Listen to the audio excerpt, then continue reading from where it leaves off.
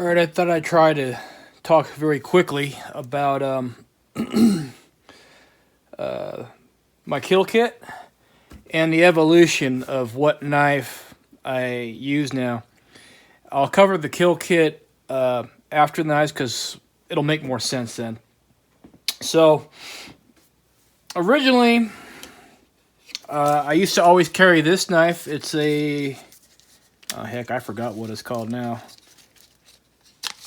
Strongarm. It's a Gerber Strongarm. And I've carried this one for a few years. But this wasn't really what I was using or intending to dress an elk with.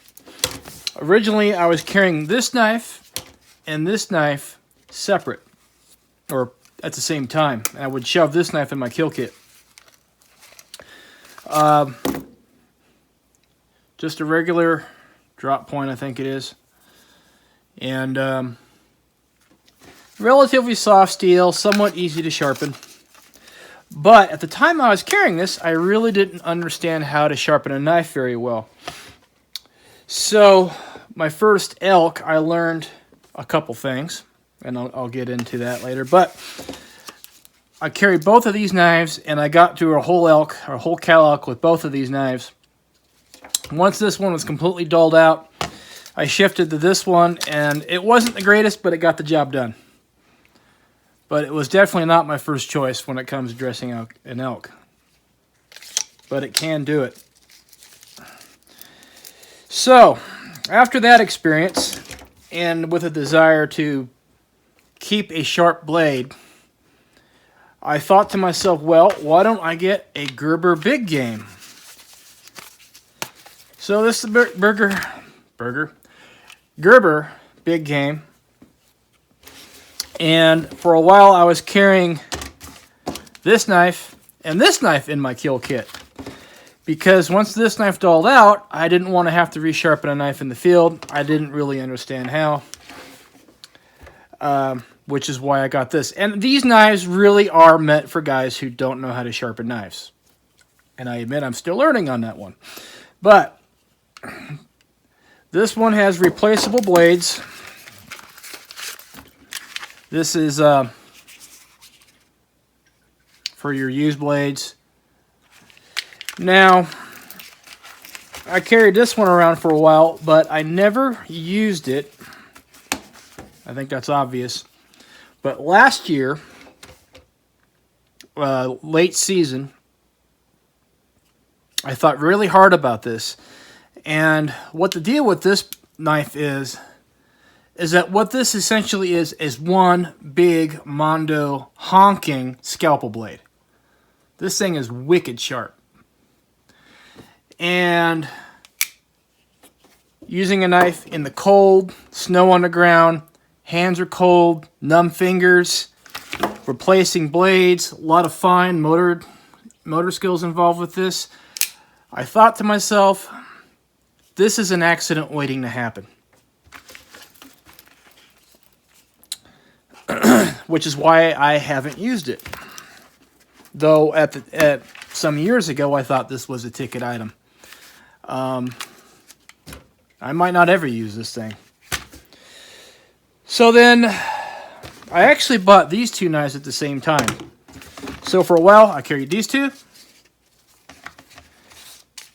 Then I carried these two. And last year, I switched to these two. Now this knife has a gut hook. And I thought to myself, well, that might have some utility to it. Why don't I try a knife with a gut hook? This one I know worked well. This one, where I ran into trouble with the gut hook is skinning, getting the hide off of the elk.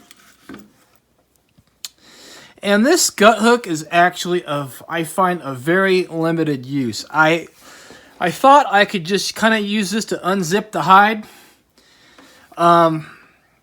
You can in some spots, but around the legs, I did not find much success there. This gut hook is really, dang, I think there's actually still some elk blood on that thing now that I look at it. Right on the tip there. This gut hook is a very limited use. It's really only good for unzipping the belly and letting the guts out.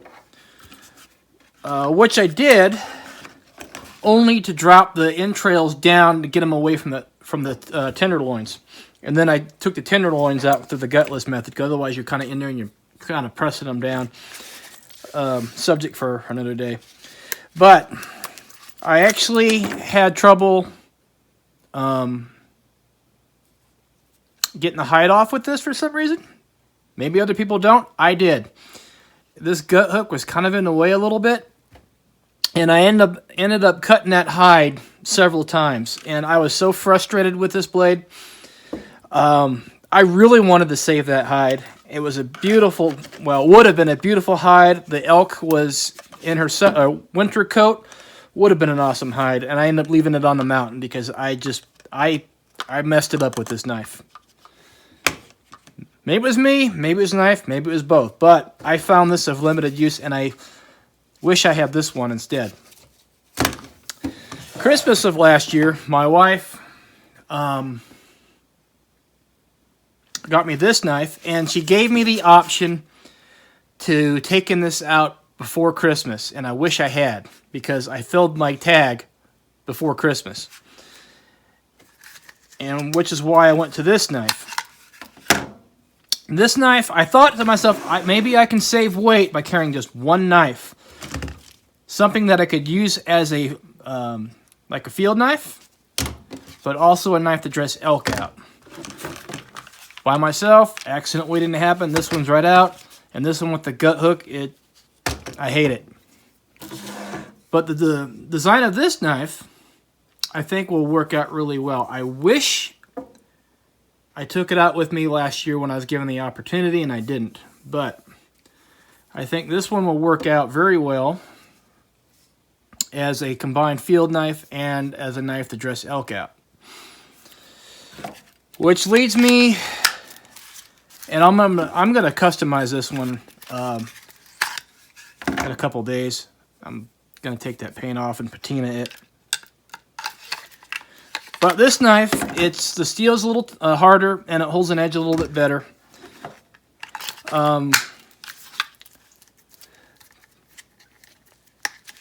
But after I got away from this one, I said, you know what? You better learn how to sharpen a knife proper. And I'm still working on it, but I'm doing a heck of a lot better.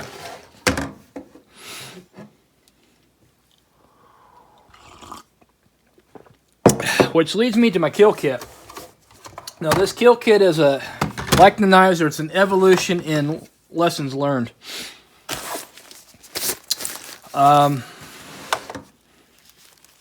Obviously, I'd like to keep it in as small as I can bag.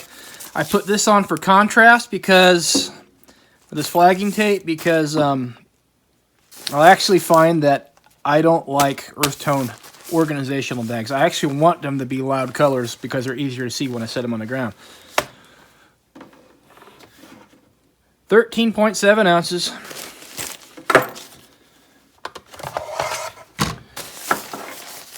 And this is just an evolution of lessons learned. If I can get it open. First thing is surgical gloves, because my wife makes me put them in there, and I'll use them because my wife makes me.